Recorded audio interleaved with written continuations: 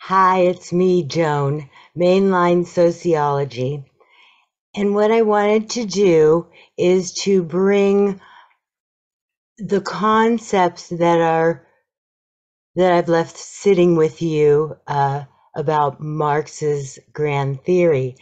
And the trouble with Marx is everybody's got an opinion. And when I mean everybody's got an opinion about Marx, I had to step back from even shooting the whole 9 yards of Marx at you at one time because I was reminded that there's more books written about Marx, more opinions about Marx than there are people who actually read and studied and figured out what he said and taken it for what it's worth.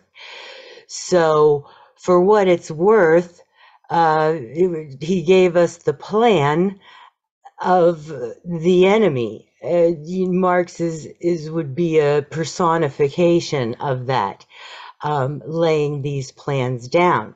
So, as you'll recall, Marx told us that the characteristic that we were going to have would be this alienation.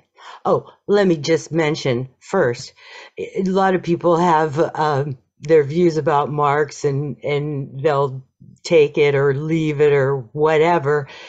And what is that called again? False consciousness. Remember, everyone's under false consciousness. They can only see anything from the view of their false consciousness. And it was interesting that I said, I introduced it as class consciousness because that's the whole flip. And that's the purpose, of course, of this class, if you want to call it that, is to, whoa, let's see the position, not from the position of the alienated, fractured individual, but from the bigger view of the human race in general. Different story, but that's, if you're going to use Marx's terms, you say we want to move from false consciousness to class consciousness because so far we can't see anything correctly because of their advanced methods. Remember, I told you they had very advanced methods back then, 1867, to distort those three components, right? Distort your perception, your ability to perceive the world, your orientation, and your appropriation, how you gather. Those three things were what they were tinkering with in ways that we just had no idea and still have no idea probably how sophisticated they're. But we're getting to have the idea. Different story. But remember, the alienated person is fractured internally. And again, that is done by division. So anything that divides the people, and they've got it all the way down to it divides us in ourselves, fractures us in ourselves. And that's what I want to talk about a little bit today. But the divisions outside, all the false divisions. You put your child into kindergarten, and what do they ask you? What race? What's what's the difference, right? Well, it's a big difference because anything that fractures or divides the people strengthens the overall system. So as you'll recall, alienation has the four components, and I won't rehash those again, but these four components are working inside of you. And then as we move toward the next two operating thinkers in society, Max Weber and Emile Durkheim, they seal the deal. They tell you more. But what this does, I'm going to use the example of a narcissistic individual. For those of you who may have had required reading. There is a book called The Culture of Narcissism that was out about 20 years ago, and it tells you how the culture is narcissistic. But I can bet dollars to donuts that you've heard of this narcissistic personality. And just really to kind of give you a broad overview, you can kind of always, not kind of, you can always count on a narcissist to tell you who they are. They may project it onto you. And I know so many couples who have gone into this situation where they will come home from work and the person is screaming at them, oh, you're having an affair. Oh, you're doing this. Oh, you're doing that. And you're standing there, whoa, what the heck, right? What they're really telling you is this is what they're doing. It may feel like to you that oh yeah, there must be something wrong with me, but it's always them. And what's happened to them is a narcissist becomes so self-absorbed, right? Remember, that is, we have an overinflated idea of ourselves. That's one of the components of alienation. So eventually you're so overinflated with your own self, there is no self left in there. You've become many or one, kind of a hive mind, right?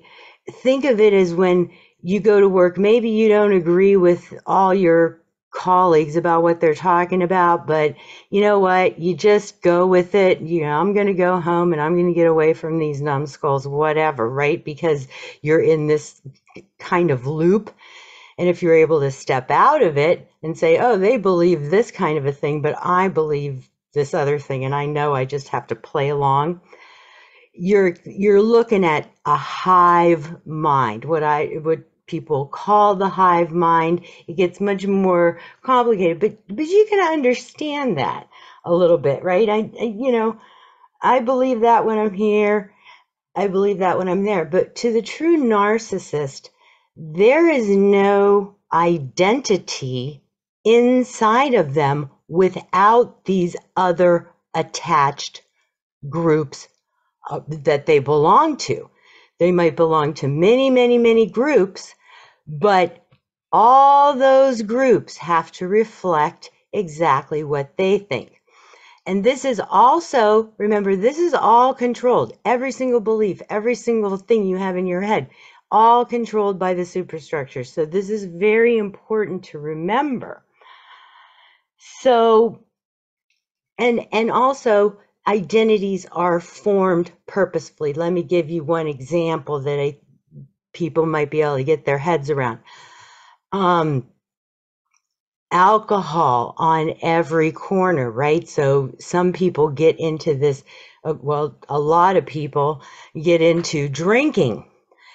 And for some people, drinking becomes something that you can't just stop. You can't just, oh, go have a couple glasses of wine and then 6 months later, maybe have another glass. No, these people are drinking all the time and their lives spiral out of control. They hurt everyone around them and so on and so forth. And then one day they go, okay, I have a drinking problem. I'm going to go to AA, right? And I'm going to learn how to stop drinking. And this is a process that lasts a long time. It's a birds of a feather flock together. You go to a meeting and group that everyone is dying and jonesing for a drink, and they've done a lot of terrible things, and they talk about all these terrible things they've done or how they manage to not do terrible things and keep not drinking. Well, remember, that's another division, okay? Because I'm not an alcoholic and I don't go to AA. I don't really you have no idea what it means and how much it means to me to have quit or whatever. And it's great. And I'm not saying it's not a good thing to stop drinking, but I'm saying it's a common thing to drink. But then there comes another divide. You have the drinkers and you have the non-drinkers, and you have a whole entire organization there to support you, of all, again, hive-minded, like-minded. Also, what's built into there is called the hero's journey. So you have these sort of little encapsulated hero's journeys already in package to, oh, we can get this guy with the alcohol, and we can get this guy with the fentanyl, we can get this guy with the whatever it is, right? To be the Democrat, to be the Republican, to be the petty bourgeoisie, to be the whatever it is, right? They're built in.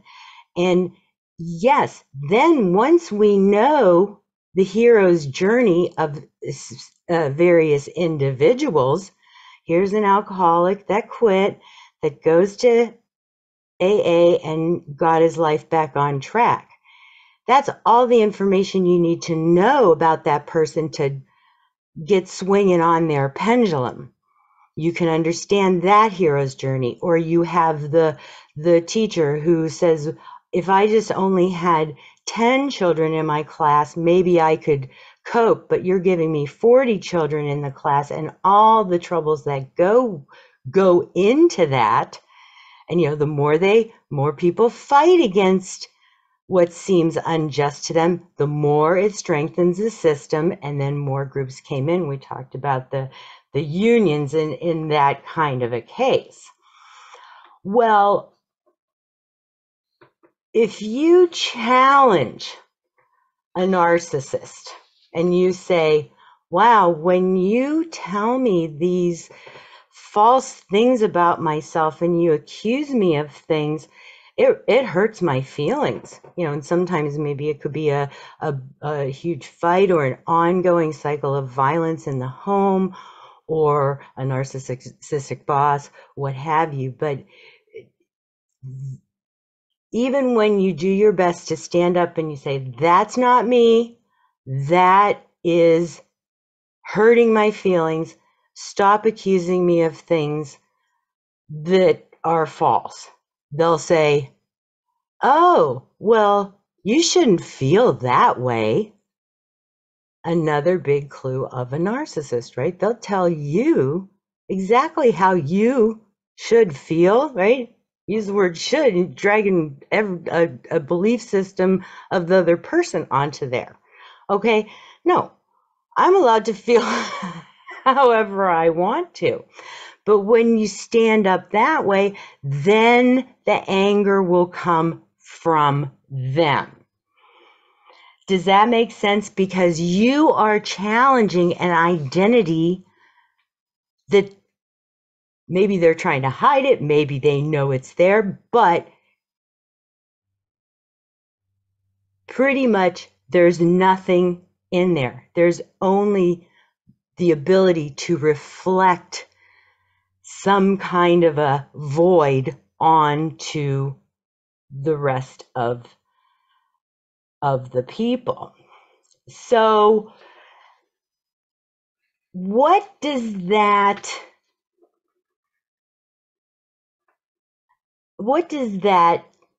do? Well, it does a lot of things, but for one thing, it creates just the pure alienation. Forget about adding any alcohol or drugs or troubles or money troubles. Forget about adding anything else in.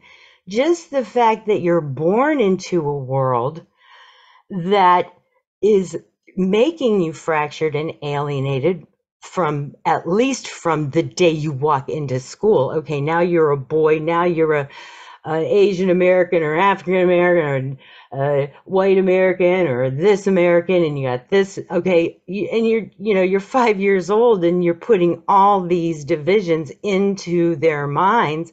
And then since the divisions are there, They act on, oh, the little boys play with this side and the little girls play with that side. And there's all these weird rules. And it's, you know, a terrible problem. And it's one perpetuated by the educational system, in my view, um, so clearly and so often.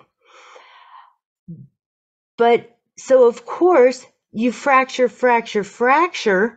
inside of you. Well, pretty soon you just turn off your feelings entirely because you can't take it. You're being so falsely judged. So then that's kind of where addictions come in. You're looking outside yourself for something to feel. Because remember, you don't have feelings because you've had to shut them off to protect yourself, for all the false labels that are put on you every day for your whole life. Okay, so you go outside of yourself to feel. And lately, for the last 20 years or so, we hear of gambling as an addiction. And that's an interesting sort of addiction to have, because a gambler will tell you, oh, I don't have any money, I need to go gamble, and all these ways of justifying, which comes in with Weber and Durkheim more. But with Marx, the condition is set in there.